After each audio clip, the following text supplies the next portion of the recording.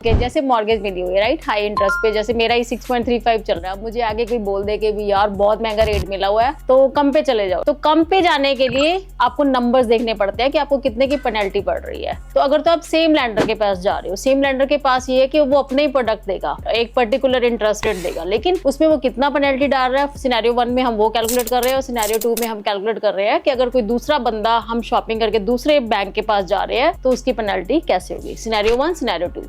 उसके बाद आपको देखना है कि आप उतना बचा रहे हो कि नहीं बचा रहे हो, कि उससे ज्यादा आप पेनल्टी पे कर रहे हो। तो एक एग्जांपल लेते हैं कि आपका करंट मॉर्गेज बैलेंस 300,000 का है, रेट आपका 5% फिक्स चल रहा है, टर्म आपकी 3 साल की रह गई है, लेकिन मार्केट में नया रेट आ गया 4% का। ब्रोकर आपको बोल रहा है कि क्यों 5% दे रहे हो, 4% पे चले जाओ। तो अब मैं आपको इसमें 2 सिनेरियो बताती हूँ। तो सिनेरियो 1 में बैंक आपको बोलेगा कि मैं पेनल्टी छोड़ देता हूँ, लेकिन मैं आपको रेट ब्लेंड करके देता हूँ। तो ब्लेंड रेट में हो सकता है वो आपको 4.5% दे दे। तो इस केस में आपकी पेनल्टी 0, आपकी पॉकेट से कोई पैसा नहीं जा रहा, लेकिन मार्केट से फिर भी आपको रेट आधा % ज्यादा मिल रहा है। सिनेरियो 2, अब आप दूसरे लैंडर के पास जा रहे हो, अब आपको पेनल्टी देनी पड़ेगी। पेनल्टी में आइदर 3 मंथ का इंटरेस्ट और IRD मेथड। बैंक बोलेगा पे विच एवर इज हायर। अब इतने सारे नंबर्स को देख के कंफ्यूजन हो रही है, don't worry, reach me out.